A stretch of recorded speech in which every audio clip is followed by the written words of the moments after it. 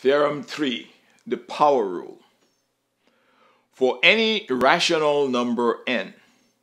the function f of x equals x raised to the power n is differentiable, and the derivative d by dx of f of x is equal to n times x raised to the power n minus 1. For f to be differentiable at the point x equals 0, n must be such that x to the power n minus 1 is defined on an interval containing 0. Before proving the power rule, we must familiarize ourselves with the binomial expansion. X plus delta x raised to the power n is equal to x to the power n plus n times x to the power n minus 1 times delta x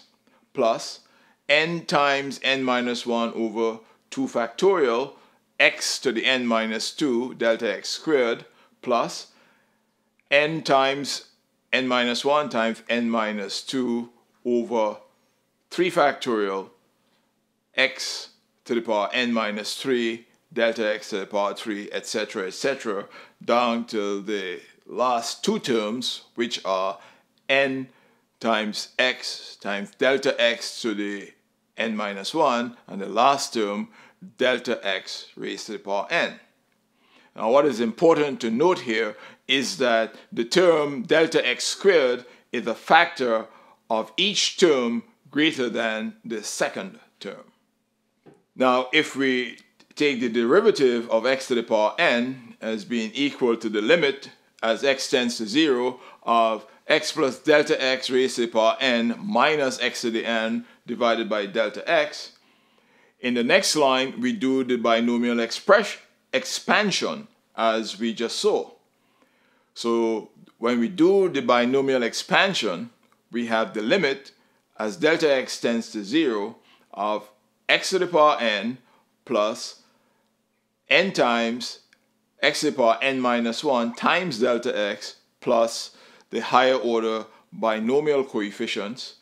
The last component is delta x to the power n, and now we subtract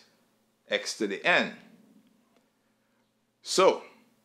when we do that, our limit becomes the limit as delta x tends to 0 of n times x to the power n minus 1 plus all the remaining terms contain a delta x. So as delta x tends to 0, all terms except the first term go to 0. So the limit becomes n times x to the power n minus 1 plus a bunch of zeros, which is simply n times x to the power